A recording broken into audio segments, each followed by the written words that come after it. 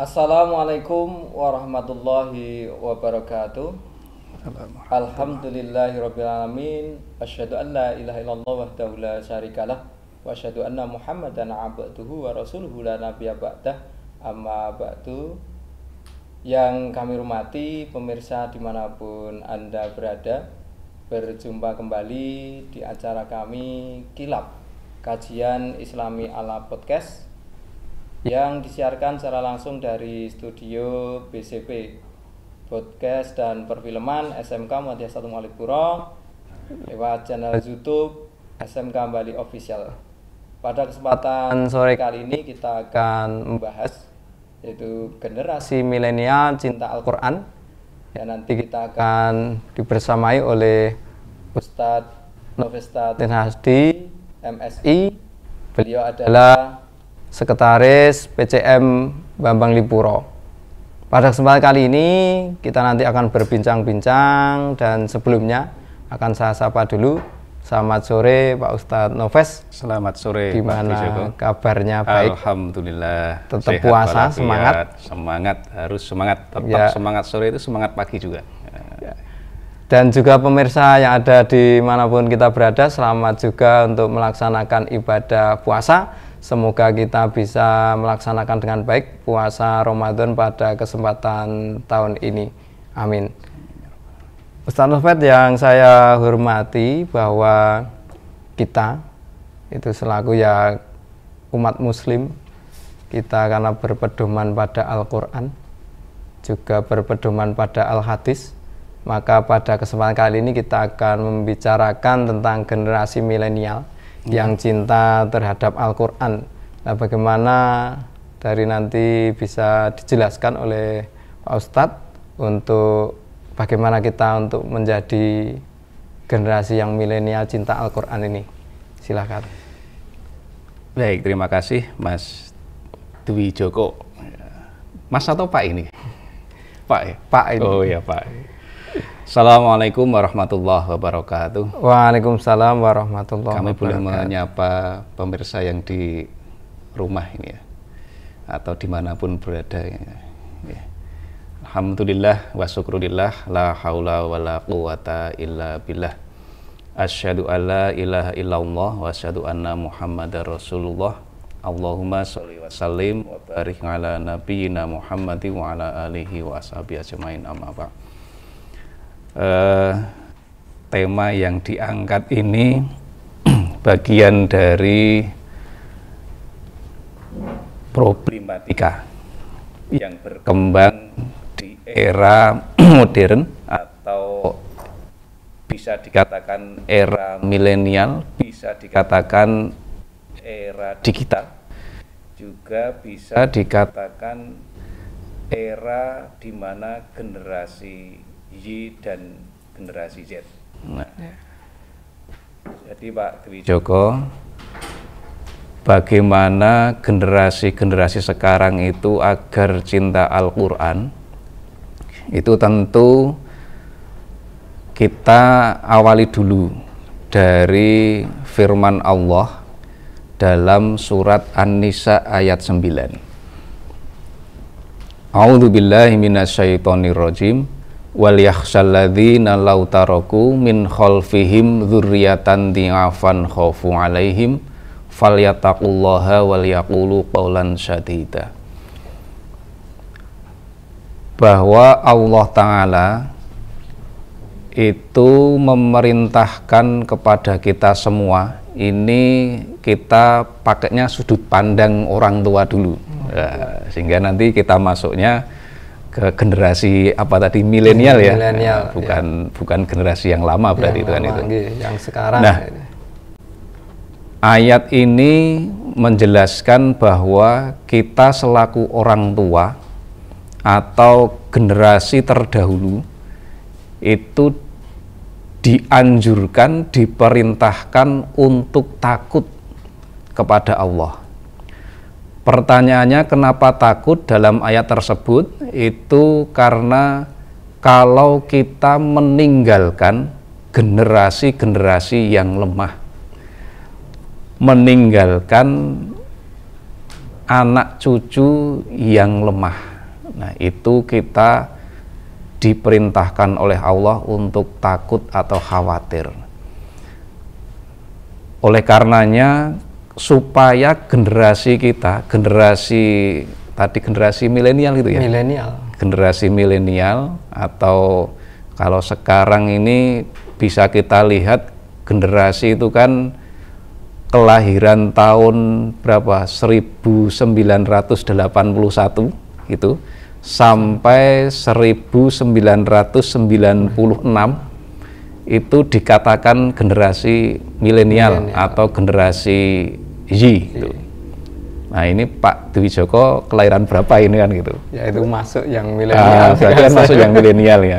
Apalagi kami kan itu. Nah, kemudian 97 sampai sekian seginian ini. Ini generasi Z ya, generasi Z. Nah, sebagai orang yang terdahulu atau lebih dahulu itu tidak diperkenankan, tidak boleh untuk meninggalkan generasi-generasi yang lemah. Nah, generasi yang lemah ini tafsir banyak yang mengungkapkan yaitu generasi yang tidak soleh, generasi yang tidak solehah. Nah, kenapa Allah memerintahkan kalau dibalik itu kan harus kuat kan gitu, harus soleh dan solehah. Nah, itu otomatis kan ada apa? Ada cara, ada media, ada alat untuk menuju ke soleh dan solehah. Tentu ini tidak bisa dipungkiri, tidak bisa ditinggalkan, yaitu pasti adanya pedoman kan gitu. Nah, nyambung yang disampaikan Pak Dwi Joko tadi bahwa generasi milenial kemudian bisa cinta Al-Quran. Nah, itu maka sebagai generasi yang sebelumnya harus minimal memperkenalkan, kemudian mengajarkan, dan sehingga cinta, tumbuh cinta. Pak Dwi Joko dulu dengan sudah beristri kan, sudah punya putra berapa kan gitu. Nah, itu kan punya generasi pula, dan dulu dengan istri pasti akan suka duluan gitu. Kan enggak mungkin ya. Aku orang seneng, saya enggak suka. Tapi kemudian menikah kan gitu. Nah, pasti ada unsur itu gitu. Meskipun tidak 100% tapi pasti ada unsur itu. Nah, sama juga generasi-generasi kita itu ya wajib untuk diperkenalkan dan bisa dijadikan pedoman hidup. Kalau analogi kami itu, jadi ini Pak Dwi Joko misalkan ini ibaratnya Pulau Jawa ya, kemudian di sini itu Pulau Sumatera gitu ya. Jadi jaraknya memang ya jauh ya. Itu lewat selat itu. Nah, dari pelabuhan Ketapang ke Gilimanuk itu ada 2 orang yang punya pedoman masing-masing. Ini analogi. Yang satu itu dia membawa alat yang namanya kapal. Nah, kemudian yang satu ini karena punya keteguhan hati, dia bisa berenang. Kemudian dia memilih jalan berenang. Nah, dapat dipastikan yang akan sampai ke Gilimanuk itu yang mana kira-kira kan itu. Nah, sampai tujuan tentu jelas, apalagi ada badai, ada macam-macam rintangan di situ. Nah, meskipun dia tidak bawa alat apapun, aku kuat renang, kemudian tidak pakai oksigen dan sebagainya, tidak pakai sirip atau pelampung. Nah, dia yakin, tetapi sangat-sangat sulit dikatakan dia akan selamat sampai tujuan Gilimanuk tadi. Nah, yang kapal ini sampai tujuan. Nah, ini analogi sederhana saja karena memang media atau alat sarana ini untuk menuju suatu tujuan itu sangat penting. Nah, sama dengan kita umat Islam tadi yang dikatakan generasi milenial. Itu juga tidak bisa tanpa media, tanpa alat yang namanya kalau sebagai keimanan kita harus yakin dulu bahwa Al-Quran itu pedoman hidup. Nah, Allah berfirman, Inna nahnu nazzalna dzikra wa inna lahu lahafidhun. bahwa Al-Quran inilah terjaga kemurniannya, jadi tidak bisa diubah-ubah gitu, tetap asli gitu, tetap asli ya, dan sampai akhir zaman dijamin keasliannya dan kebenarannya hingga akhir zaman. Nah, ini juga bagian-bagian yang harus kita sadarkan bahwa jangan sampai generasi kita itu tertinggal atau lemah karena tidak punya pedoman hidup yang namanya Al-Quran, Kitabullah. Karena Al-Quran ini kan diturunkan oleh Allah ya tentu untuk pedoman hidup manusia. Agar apa? Agar selamat pun tidak hanya di dunia tapi di akhirat. Dan juga Allah memberikan kesempatan bagi manusia-manusia yang mengikuti jalan Al-Quran tadi, pedoman hidup tadi, itu kesempatan yang sangat luar biasa, janji Allah yaitu mendapatkan kebahagiaan dunia dan akhirat.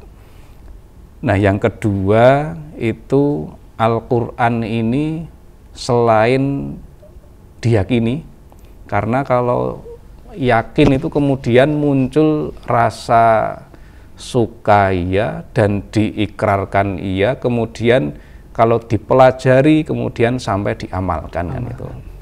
Karena yakin itu kan terkait dengan keimanan ya Pak Joko. Al-imanu ma'rifah bil qaul wa qaulan bil lisan wa amalan bil arkan. Iman itu ya diyakini dalam hati, kemudian diikrarkan, diucapkan dengan lisan, kemudian diamalkan dalam perbuatan. Nah, ini satu kesatuan. Nah, sehingga yang kedua ini itu sangat penting dan wajib harus ditanamkan kepada generasi-generasi kita. Sehingga dalam surat An-Nisa ayat 9 tadi terjawab tidak meninggalkan generasi yang lemah. Artinya bisa generasi kita itu menjadi generasi yang kuat. Apa itu? Generasi yang soleh dan solihah. Nah, yang ketiga Pak Dwi Joko, yang ketiga itu kan realitas sekarang.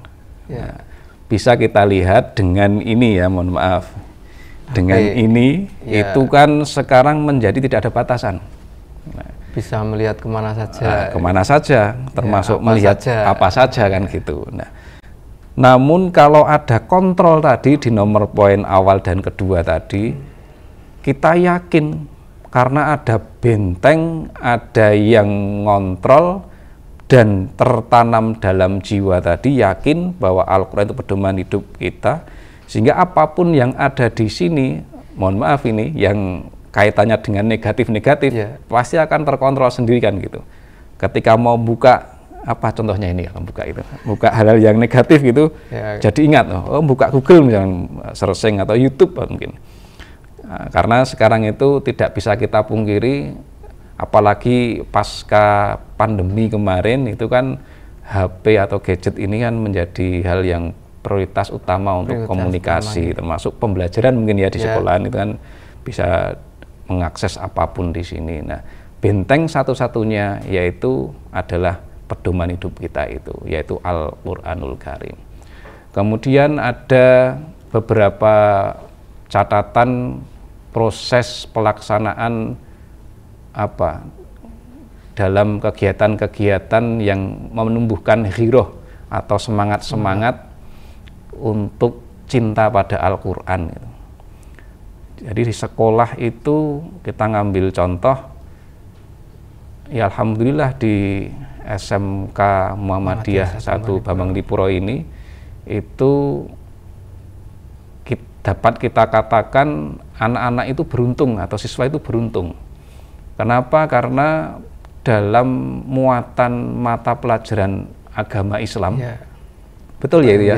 Jadi ada beberapa mata pelajaran yang kemudian di breakdown dengan mapel yang lebih spesifik.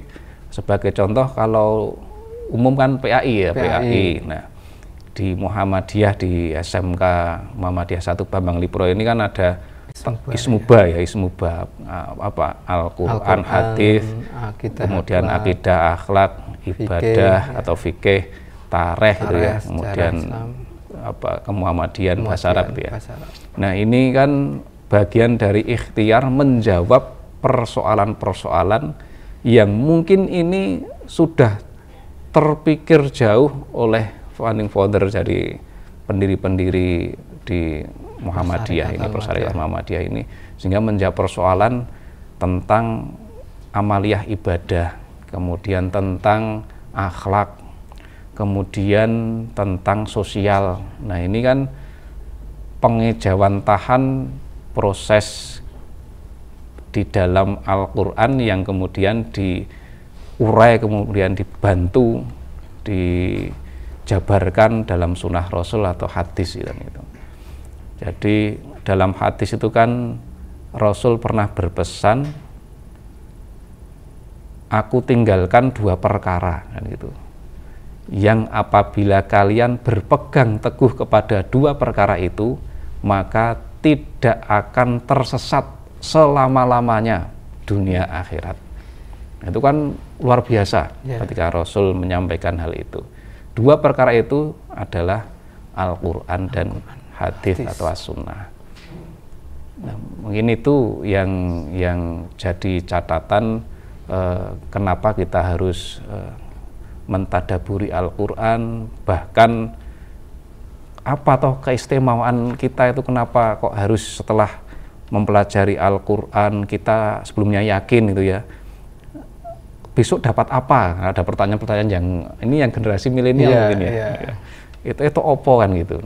Nah, ini bisa kita jawab secara perkataan Rasul atau sabda Rasul yang ini sudah menjawab pertanyaan global kan itu. Pertanyaan globalnya ya model kalau doa itu kayak sapu jagat ya. Sudah doa satu itu keseluruhan sudah tercakup itu kan, keselamatan di akhirat itu. Di akhirat. Ya, dijauhkan dari neraka. Nah, itu hadisnya kurang lebih demikian redaksinya itu. Iqra'ul Qur'ana fa innahu ya'ti yaumal qiyamah syafi'an li ashabi. Nah, ini jawaban yang sudah komprehensif bagi kami itu, sabda Rasul ini. Karena apa? Rasul mengajarkan bacalah Al-Qur'an, iqra'ul Qur'ana fa innahu ya'ti yaumal qiyamah. Karena sungguh, kata Rasul, Al-Qur'an itu akan datang yaumal qiyamah, di hari kiamat, li ashabi, untuk memberikan syafaat, syafi'an li ashabi, untuk memberikan syafaat kepada para pembacanya. Yang luar biasa. Jadi menuntun ya. Iya, menuntun betul. Di akhiratnya untuk membersamai. Memberikan syafaat, pertolongan, maunah dan sebagainya itu di akhirat nanti. Sehingga memang betul di awal tadi kan Al-Quran ini pedoman hidup manusia. Ada pertanyaan yang muncul lagi, kan ada 4 kitab. Nah, ini kan menjadi meluas ini kan. Gitu. Kenapa kok Al-Quran kan gitu. Ini kan anak-anak atau generasi milenial, generasi Y dan Z ini juga harus difahamkan. Jangan sampai nanti saya tak milih yang kitab ini kan gitu. Yang ini saja, yang ini saja kan. Nah, ini karena memang kita harus memahamkan pula bahwa ya Al-Quran ini adalah pedoman hidup untuk keselamatan dunia akhirat yang memang asalnya dari Allah, diturunkan kepada Nabi Muhammad SAW melalui malaikat Jibril. Kenapa kemudian tidak menggunakan kitab yang diturunkan sebelumnya, meskipun kita meyakini bahwa Allah itu menurunkan 4 kitab itu kan gitu. Kenapa yang dijadikan pedoman hidupnya 1, Al-Quran? Karena kalau kita lihat fungsinya kan 3 itu ya, kalau nggak salah 3. Di antaranya adalah 1 fungsi nasik, yaitu Al-Quran ini menghapus dari kitab-kitab sebelumnya kan gitu. Itu fungsi Al-Quran kan gitu. Yang kedua fungsi muhaimin. Nah, fungsi muhaimin ini sebagai kontrol, sebagai korektor dari kitab-kitab sebelumnya. Sehingga kalau kitab sebelumnya mengajarkan tauhid, misalkan kitab Taurat, kitab Zabur mengajarkan tauhid, Al-Quran juga demikian, sama, tidak dihapuskan gitu, korektor. Nah, kemudian musodik itu membenarkan, Al-Quran membenarkan kitab-kitab sebelumnya, dan di dalam Al-Quran dijelaskan ya, ada kitab sebelumnya itu. Kemudian juga membenarkan ada kisah-kisah yang terjadi di masa lampau kan gitu. Seperti kisah Nabi Ibrahim, kemudian ya banyak ya di dalam Al-Quran itu. Nah itu kenapa kok kita milihnya kok Al-Quran ya? Kan kalau tidak memberikan pemahaman sehingga yakin dalam hati si generasi Y atau Z tadi, itu kan menjadi gampang sini kira-kira apa ya gitu. Nah ini bagian dari pemahaman kita untuk ikhtiar usaha tetap ya, generasi-generasi ini ya memang harus ditanamkan, dibiasakan agar cinta Al-Quran. Kalau secara prinsip normatif kan yang penting sudah bisa membaca kan gitu. Kemudian setelah itu mengartikan, kemudian memahami isi atau hikmahnya, kemudian ditularkan misalkan. Nah ditularkannya itu kan juga bagian dari implementasi sosial juga kan gitu. Misalkan Pak Dwi Joko ngelola Layismu di SMK Muhammadiyah 1 Bambang Lipuro ini. Kemudian ada pentasarufan. Nah, kemudian mengajak, karena di sekolah mengajak putra-putri atau siswa-siswi. Nah, ini kan warga sekolah. Ini kan bagian dari pengejawantahan tadi bahwa cinta Al-Quran kemudian diimplementasikan lewat tadi lembaga atau Layismu tadi, kemudian ke sosial. Nah ini menjawab persoalan yang sangat kompleks bahwa Al-Quran itu tidak hanya berbicara tentang ibadah, tetapi sangat luas dari itu. Ada aspek akhlaknya, ada aspek ibadah, kemudian sosial itu. Nah, tentu yang awalnya aspek tauhid ya, mengesahkan Allah itu. Nah, itu Pak Dwi Joko. Ya, untuk dari hal yang milenial ini, bahwa bagaimana kita menjadi generasi yang milenial yang cinta Al-Quran itu seberapa, bagaimana untuk anak seperti apa, kalau kiat-kiatnya hanya kan istilahnya kok biar bisa dikategorikan generasi milenial yang cinta Al-Quran kan seperti apa kan seperti itu. Ya ini faktornya atau indikator ya, dikatakan indikatornya tidak hanya 1-2 kalau ini kan gitu. Ya tentu kalau generasi milenial sesuai dengan tema gitu ya, Z atau Z gitu, yang cinta terhadap Al-Quran ya paling utama ya memang dia meyakini dulu, yakin dalam hati itu yakin. Dan memang Al-Quran inilah pedoman hidup saya, pedoman hidup kami. Itu yang pertama, itu ciri atau indikator generasi ini memang cinta pada Al-Quran. Yang kedua, selain meyakini, itu dia bisa membaca. Nah ini nanti kalau kita uraikan tidak habis waktu sampai buka atau sampai sahur lagi ya. Nah di poin kedua ini, membaca Al-Quran ini kan juga tantangan kita, apalagi ini di lembaga pendidikan, itu bagaimana generasi itu bisa membaca Al-Quran kan dengan gitu. Baik ya. Iya, dengan baik ya, sesuai dengan ilmu tajwid ya, kemudian di dalamnya itu sampai pada pemahaman arti. Nah lebih tingginya kemudian sampai ke hafal ya, hafal Quran kan, yang dijamin oleh Allah si penghafal Al-Quran. Nah ini kan juga perlunya kita memberikan kesadaran kepada generasi-generasi ini. Coba kita hitung, di kampung itu yang sudah bisa baca Al-Quran kemudian mau mengajarkan lewat TPA, contoh saja ini, kira-kira berapa persen ada gitu. Berapa persennya? Kan ini menjadi persoalan tersendiri. Ada tantangan yang harus dihadapi karena di dalam kegiatan TPA misalkan di kampung-kampung atau di dusun-dusun itu anak-anak kecil-kecil ini, generasi Z ini sudah siap tapi tidak ada ustadznya misalnya. Terbatas dan jarang karena sibukan dan sebagainya. Nah ini kan juga persoalan. Bahkan kalau kita merujuk pada hadis itu jelas sebaik-baik manusia itu kan yang membaca Al-Quran, dan mengajarkannya kepada orang lain. Redaksinya kurang lebih demikian. Khairukum man ta'allamal Qur'ana wa 'allamah. Sebaik-baik manusia, sebaik-baik kalian yaitu yang belajar Al-Quran dan mengajarkannya kepada yang lain. Ini Rasul menyampaikan sebaik-baik manusia. Nah tadi yang disampaikan Pak Wijoko di sisi lain, khairun nas anfa'uhum linnas, sebaik-baik manusia yang bermanfaat bagi yang lain atau orang lain.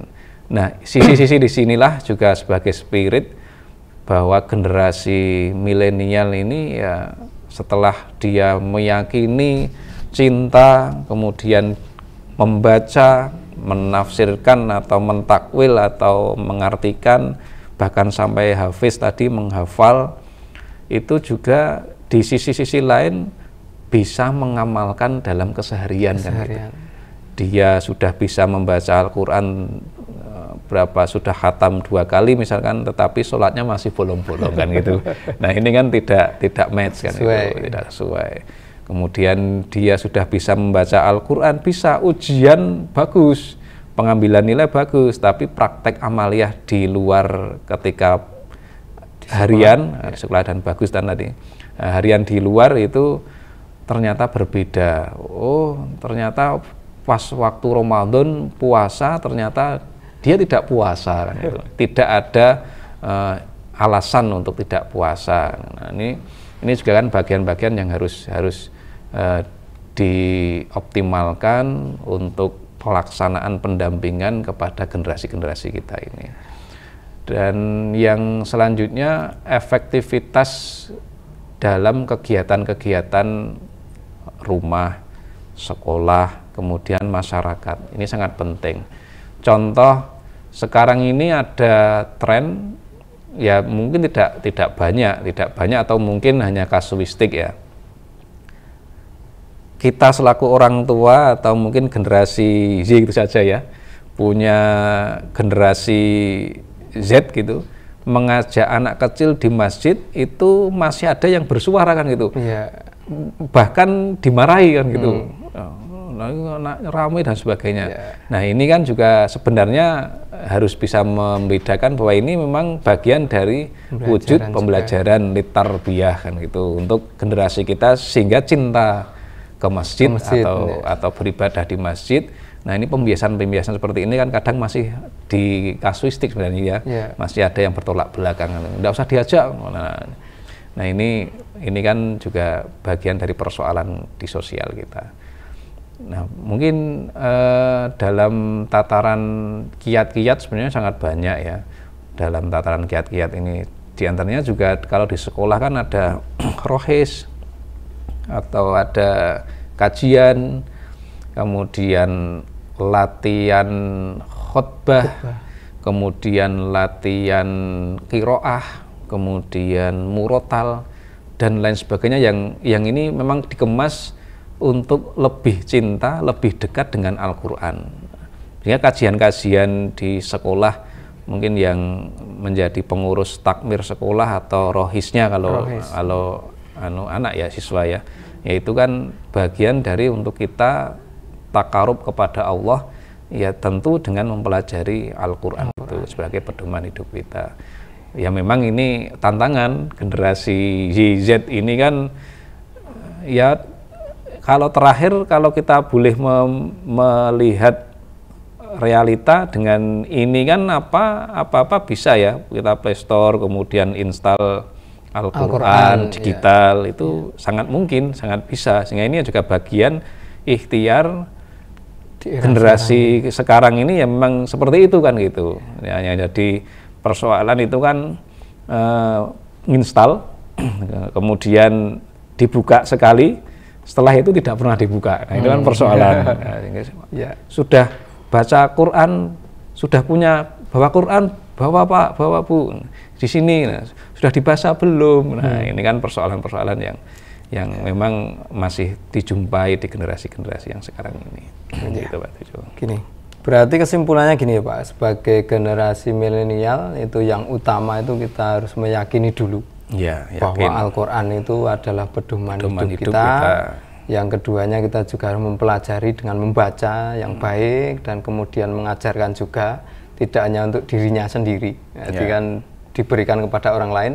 Kalau orang tua dulu ya ojo dadi pinter ning geblinger. Nah, itu kan seperti itu. Jadinya istilahnya tidak mempelajari sendiri tapi tidak diajarkan. Kan seperti itu. Yang selanjutnya mungkin ya biar bermanfaat juga di rumah, di masyarakat juga diamalkan sesuai apa yang ada di Al-Quran, bahwa ada hubungan manusia atau hablum minannasnya juga dilaksanakan, tidak hanya untuk hubungan kepada Allah saja. Kan seperti itu. Jadi kesimpulannya bahwa sebagai generasi milenial ini ya tetap betul-betul untuk mempelajari Al-Quran, mengamalkannya, dan memberikan yang terbaik untuk di sekitarnya atau bermanfaat untuk di sekitarnya. Itu mungkin seperti itu. Ya bisa dikatakan kesimpulan seperti itu secara umum. Tambahan sedikit itu terkait dengan kewajiban memang generasi milenial, generasi Z itu tanpa pendampingan dari generasi sebelumnya tentu tidak ada artinya kan. Makanya harus surat An-Nisa tadi harus ada simbiosis keuntungan kedua belah pihak. Kenapa simbiosis? Satu, sebagai orang tua sangat bahagia ketika generasinya sukses kan gitu. Begitu pula ketika orang tua meninggal atau sudah tiada, anak ini soleh-solehah, otomatis juga akan mendoakan orang tuanya, sehingga saling terkait kan itu. Mungkin itu Pak Tujo. Pemirsa dimanapun Anda berada, Qilab pada kesempatan kali ini mungkin sudah akan kita akhiri, bahwa pada kesempatan kali ini kita menggunakan generasi milenial cinta Al-Quran, bahwa sebagai generasi milenial kita diperintahkan oleh Allah untuk mencintai Al-Quran pula, untuk memberikan kepada orang lain agar bisa bermanfaat sebagai pedoman hidup kita. Mungkin itu demikian acara Qilab pada kesempatan sore kali ini. Semoga bermanfaat dan jangan lupa tetap di gelombang yang sama di acara Qilab, kajian Islami ala podcast bersama SMK Bali Official. Dan terima kasih sekali lagi kami ucapkan kepada Ustadz Novesta Tresnadi MSI yang telah memberikan berbagai keterangan tentang kita untuk mencintai Al-Quran ini.